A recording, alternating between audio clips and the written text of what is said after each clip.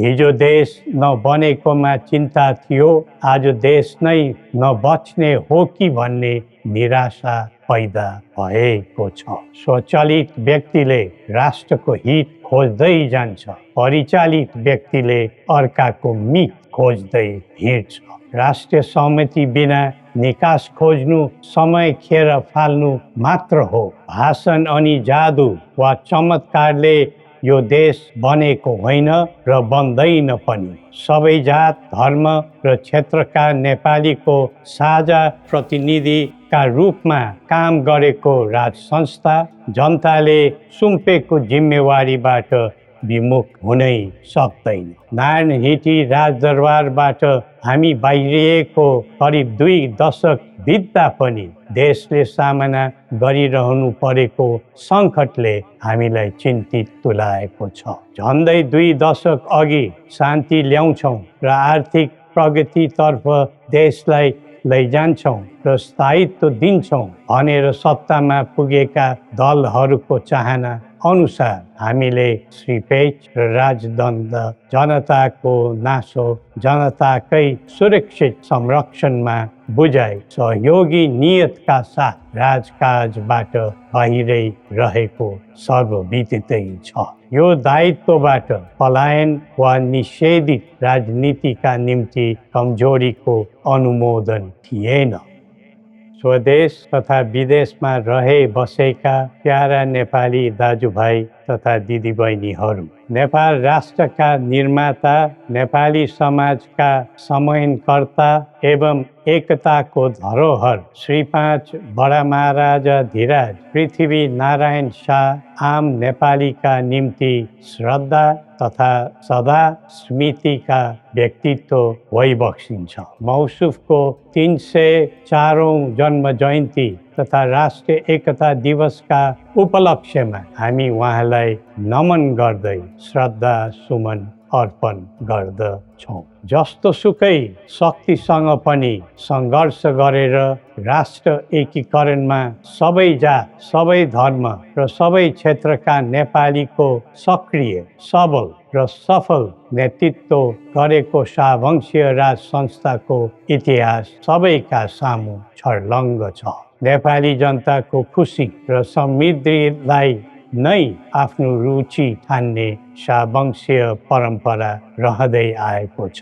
बडा महाराज धीराजको मार्ग निर्देशनको परिधिमा रही हामीले नेपाली जनको एकता र वृद्धिमा जोड दिँदै आएका थियौँ र छौँ। तर कालान्तरमा कतैबाट उत्पन्न अवाञ्छित भ्रमको चपेटामा देश पर्यो। झन्डै 2 दशक अघि शान्ति ल्याउँछौँ र आर्थिक प्रगतितर्फ देशलाई लैजान्छौँ र स्थायित्व दिन्छौँ भनेर सत्तामा पुगेका दलहरूको चाहना अनुसार हामीले श्रीपेच र राजदण्ड, जनताको नासो, जनताकै सुरक्षित संरक्षणमा बुझाइ सहयोगी नियतका साथ राजकाजबाट बाहिरै रहेको सर्वविदितै छ।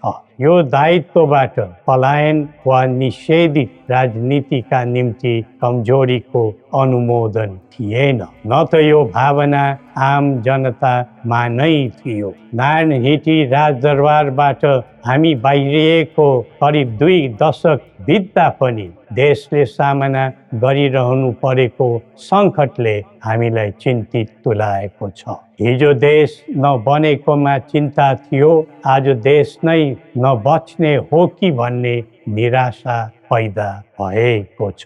बडा महाराज धीराजबाट 22 वर्षको युवा अवस्थामै सुरु गरिबक्सेको एकीकरणको सफलता पछि आधुनिक नेपाललाई 4 वर्ण 36 जातको साझा फुलबारीको रूपमा चित्रण गरिबक्सेको थियो। यो मुलुक राजाको मात्र होइन, जनता र राजाको समान स्वामित्वको देश हो भन्ने सन्देश पनि दिइबक्सेको थियो। भाषण अनि जादु वा चमत्कारले यो देश बनेको होइन र बन्दैन पनि। सबै जात, धर्म र क्षेत्रका नेपालीको साझा प्रतिनिधिका रूपमा काम गरेको राज संस्था जनताले सुम्पेको जिम्मेवारीबाट विमुख हुनै सक्दैन। सबै नेपालीले यो कर्तव्यबोध गरी पृथ्वी पथमा लाग्नु पर्दछ भन्ने हाम्रो धारणा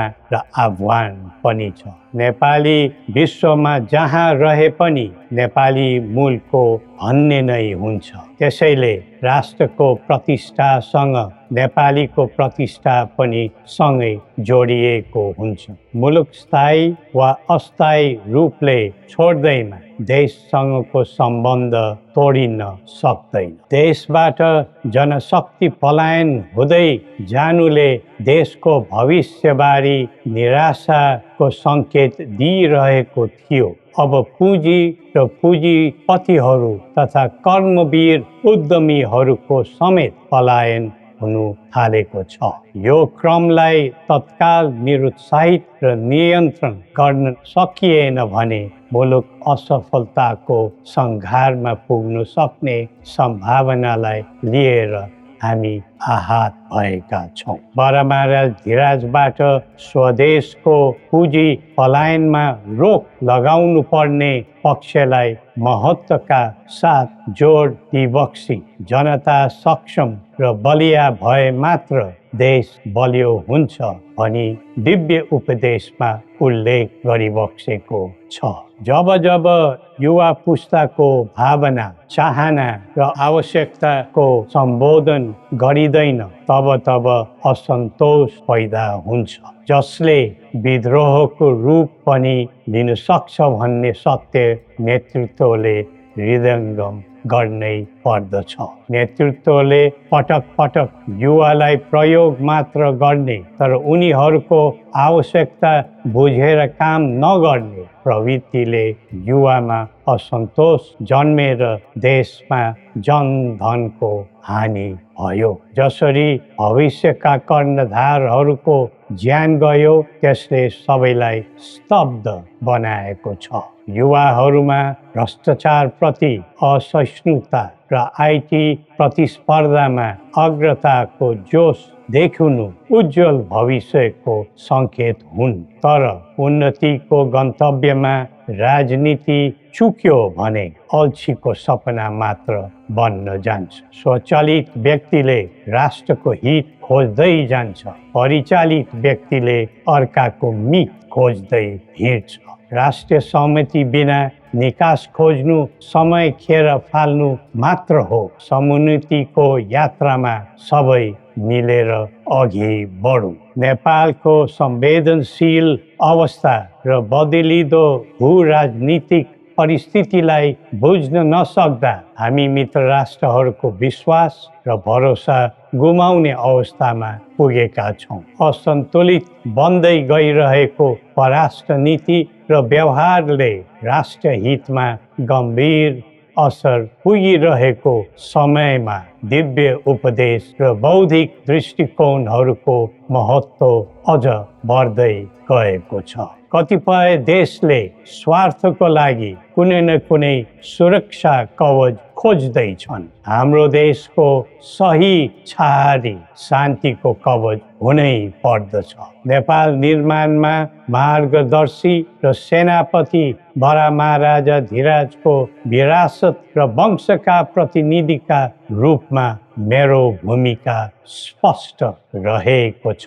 पृथ्वी पथले वकालत गरेको राष्ट्रिय स्वतन्त्रता, सबै तहका भ्रष्टाचारलाई दण्डनीय अपराध मान्ने र कसैप्रति घाह नराख्ने शान्ति क्षेत्र नेपाल नै हाम्रा अभिष्ट र माग चित्र हुन्। जनताको चाहनाबाट कझै निर्धारित हुनुपर्ने परिकल्पना पृथ्वी पथका मौलिक आकांक्षा हुन्। अन्तमा जनता र राजाले एकीकरण गरेर निर्माण गरेको नेपाल राष्ट्रको समग्र हितलाई आत्मसात गर्दै सबल राष्ट्र बनाउने महान कार्यमा सबैलाई जुटाउँ र नेपाललाई फेरि उठाउँ। श्री गोरखनाथले हामी सबैलाई सद्बुद्धि दिउन्। जय नेपाल।